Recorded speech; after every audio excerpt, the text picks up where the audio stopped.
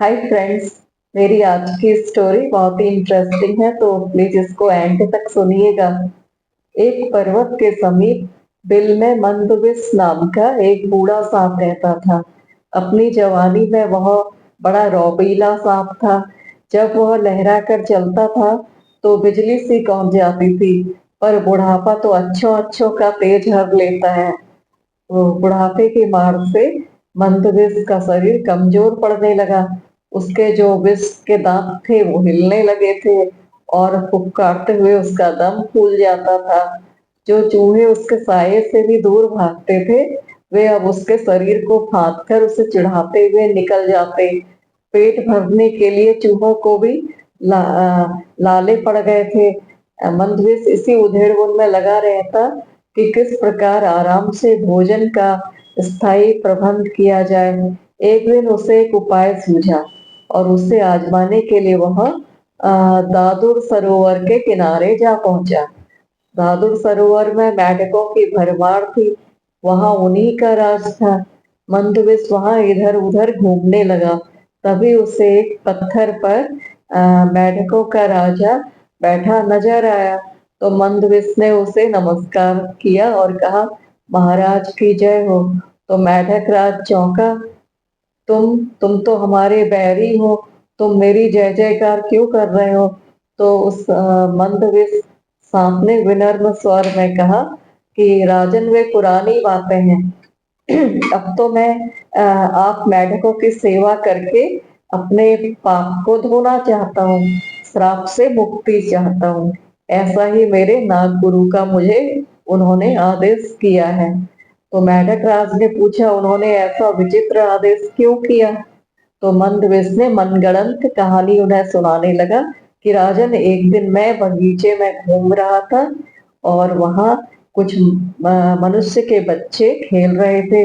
गलती से एक बच्चे का पैर मेरे ऊपर पड़ गया और स्वभाववश मैंने उससे काटा तो वह बच्चा मर गया। मुझे सपने में भगवान श्री कृष्ण नजर आए और उन्होंने श्राप दिया कि वर्ष समाप्त होते ही तुम पत्थर के हो जाओगे। मेरे गुरुदेव ने कहा कि बालक की मृत्यु का कारण बन मैंने कृष्ण जी को नाराज कर दिया है, क्योंकि बालक तो कृष्ण का ही रूप माने जाते हैं। बहुत गिड़गिड़ाने पर गुरुजी ने श्राप मुक्ति का उपाय बताया। उपाय यह है कि मैं वर्ष के अंत तक मेंढकों को पीठ पर बैठाकर सैर कराऊं।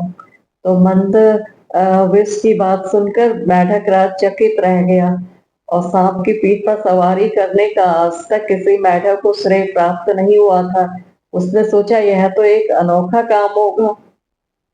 तो मेंढक राज सरोवर में कूद गया और सारे मेंढकों को इकट्ठा कर लिया और मंदबिस की बात सुनाई। सभी मेंढक भौचक्के रह गए।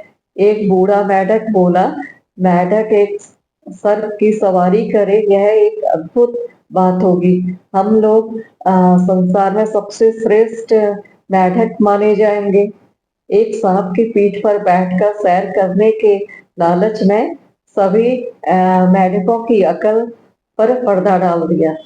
सभी ने हाँ में हाँ मिलाई और मेंढक राज ने बाहर आकर मंदबिस से कहा, सर्प, हम तुम्हारी सहायता करने के लिए तैयार हैं। बस फिर क्या था, 8-10 मेंढक मंदबिस की पीठ पर सवार हो गए और सवारी निकली। सबसे आगे राजा बैठा हुआ था। मंदबिस ने इधर उधर सैर कराकर उन्हें सरोवर तट पर उतार दिया। मेंढक मंदबिस के कहने पर उसके सिर पर से होते हुए आगे उतरे। मंदबिस सबसे पीछे वाले मेंढक को खा गया। अब तो रोज यही क्रम चलने लगा। रोज मंदबिस की पीठ पर मेंढकों की सवारी निकलती और सबसे पीछे उतरने वाले को वह खा जाता। एक दिन एक दूसरे सर्प ने मंदबिस को मेंढकों को धोते हुए देख लिया। बाद में उसने मंदबिस को बहुत धिक्कारा। अरे क्यों सर्प जाति की नाक कटवा रहा है? मंदबिस ने उत्तर दिया, समय पड़ने पर नीति से काम लेना पड़ता है। अच्छे बुरे का मेरे सामने सवाल नहीं है। कहते हैं कि मुसीबत के समय गधे को भी बाप बनाना पड़े तो बना लो। मंदबिस एक दिन मंदविस के दिन मजे से कटने लगे और पीछे वाले मेढक को इस सफाई से खा जाता कि किसी को पता ही नहीं लगता। मेढक ने अपनी मेढक गिनती करना नहीं जानते थे, जो गिनती द्वारा माजरा समझ लेते। तो एक दिन मेढक राज बोला, मुझे ऐसा लग रहा है कि सरोवर में मेढक पहले से कम हो गए, पता नहीं क्या बात है। तो मंदविस ने कहा, हे राजा, सर्प की सवारी करने वाले महान मेढक राजा के रूप में आपकी ख्याति दूर दूर तक पहुंच रही है। यहाँ के बहुत से मेढक आपका यश फैलाने दूसरे सरोवरों, तालों, झीलों में जा रहे हैं। मेढक राज की छाती गर्व से फूल गई। अब उसे सरोवर में मेढकों के कम होने का भी गम नहीं था। जितने मेढक कम होते, यह सोचकर उतना ही प्रसन्न होता कि सारे संसार में उसका ही झंडा गड़ रहा है। आखिर वह दिन आ गया कि जब सारे मेढक समाप्त हो गए, केवल एक मेढक राज अकेला रह गया। उसने स्वयं को अकेले मंदविस की पीठ पर बैठा पाया तो उसने मंदविस से पूछा, लगता है मैं सरोवर में अकेला रह गया हूँ, तो मैं अकेला कैसे रहूंगा? तो मंदविस मुस्कुराया, राजन आप चिंता न करें, मैं आपका अकेलापन भी दूर कर लूंगा। ऐसा कहते हुए मंदविस ने मेढक राज को भी गप से निगल लिया और वहीं भेजा जहां सरोवर के सारे मेढक पहुंचा दिए गए थे।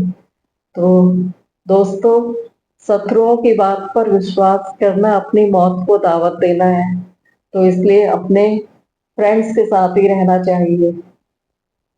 स्टोरी कैसी लगी हो, आपको अच्छी लगी होगी तो प्लीज इसको लाइक कर दीजिएगा। Thanks for watching it till and. Thank you.